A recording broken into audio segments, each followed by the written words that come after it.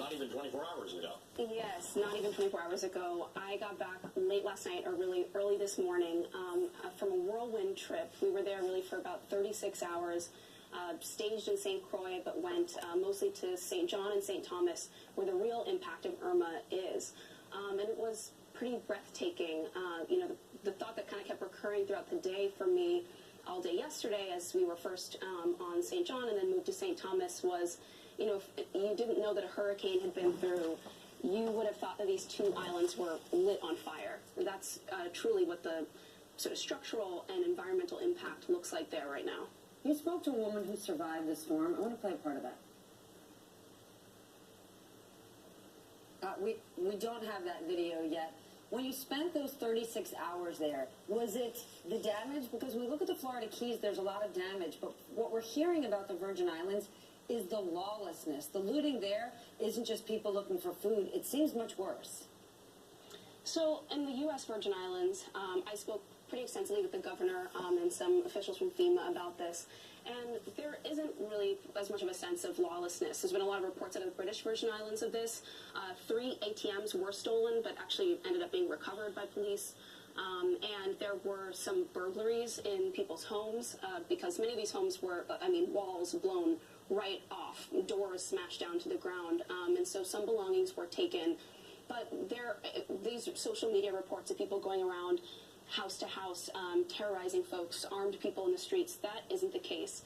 And most of what I saw was actually a lot of the community coming together, neighbors helping neighbors remove debris so that people could get home or go down to the fire station or the local market to seek help. And so the idea that there's just this disintegration of civilization, I think, at least in the U.S. Virgin Islands, is not what I saw. And there is a decent presence of not just police and security forces, but the National Park Service and all sorts of agencies on the ground. So I think from the United States government? Yes, FEMA was there, at least a decent presence, especially by the water and sort of the main central hubs. I'd say one part that did alarm me, though, was as you get farther inland and away from the water, there was less of a media presence and no aid. And in fact, the woman that I spoke to, Annette Robles, who was in St. Thomas, her family was, they lived in a housing project called the Tutu High Rises there. And they said that they had not seen a single agency, no one from the Red Cross, no volunteer organization, no officers had stopped by. But their housing project was some of the most wild destruction that I saw in my time there. Entire walls were blown out. Residents told me that they had clung to toilets and to closets as almost 200-mile-per-hour winds whipped through their homes. And they were, farther inland, and they told me they had yet to receive any help with debris or anything else. Antonio, we do have the video of that conversation you had. Let's just play a little bit of it. It was terrifying. A lot of wind. The wind was like it was just making music. Whew. The walls started going. It's okay. You can take your time. Nobody hasn't come to us as yet. No one. FEMA hasn't come to you? FEMA hasn't come. And where are they getting food from? So, there's a couple answers to that. I mean, there are local families, many of them staged in St. Croix, because even though St. Croix is only 40 miles south of St. Thomas and St. John, they really avoided most of the storm. You could go on vacation there next week and not know that anything had happened. So many organizations, many families based there are taking ferries over or helicopters and bringing food. I met a guy who ran a pizza shop on St. John called Ronnie's Pizza, and he was cooking daily and just inviting people in, both to get help communicating with family members who they're trying to get in touch with, but also just to have community meals and sit down and eat and catch up with people, sort of these impromptu community meetings. And so it's a little bit all over the place. I would say again, though, that the farther you get away from, some of the more popular areas down by the water, you move inland and it's a little more sparsely populated. That's where you start to actually see some people who are still in dire need of food and water. And when I spoke to Governor Mapp, he acknowledged that the main issue right now is security and nutrition for folks. There are still a lot of people who could use donations. Anyone who is already in the area, who has contacts there and can send stuff down, it is still greatly appreciated. Tarps, some of the most basic materials just to make people's homes livable for the time being. All of that is now 7 days out, still very much in need. Antonia, thank you so much for joining us. That's Antonia Hilton, Vice News Tonight correspondent on HBO. Thank you for having me.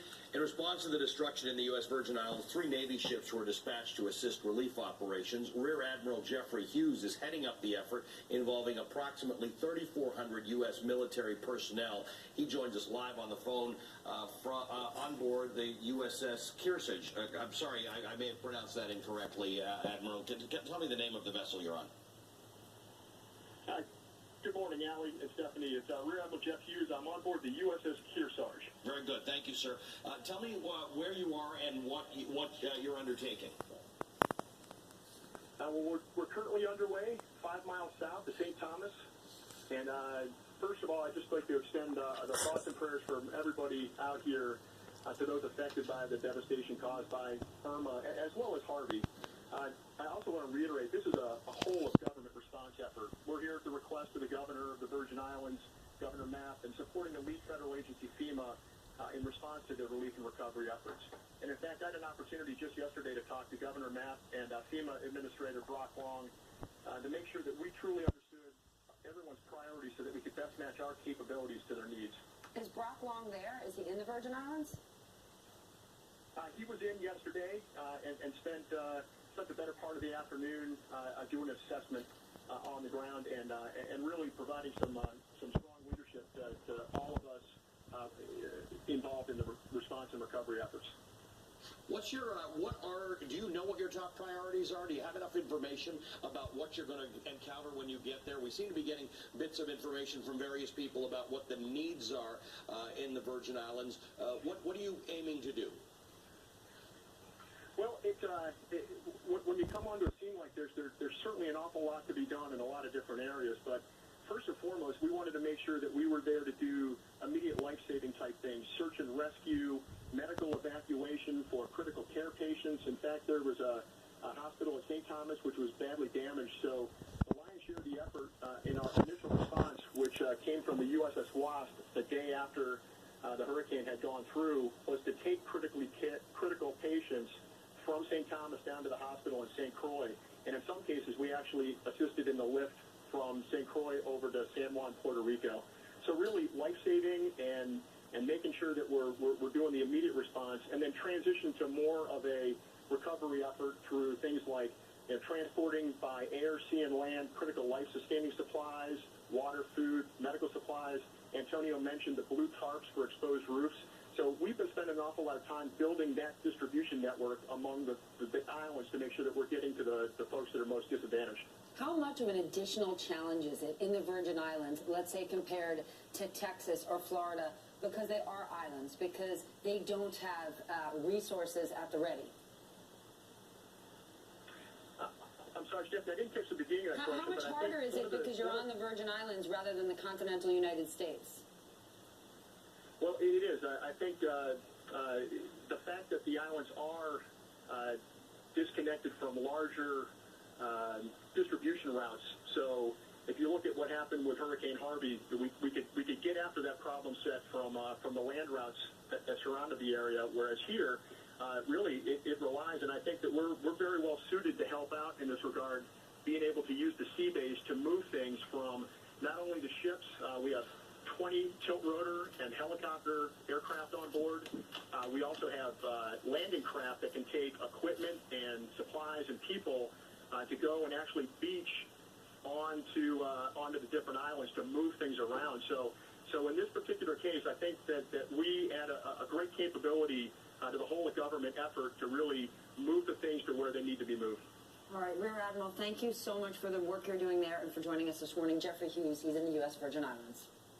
All right, if you are looking to help Irma's victims, the American Red Cross is taking donations. And please do. You can just call 1-800-HELP-NOW, or you can text Irma to 90999, and that'll make a $10 donation for you right off your phone bill. You can also visit redcross.org.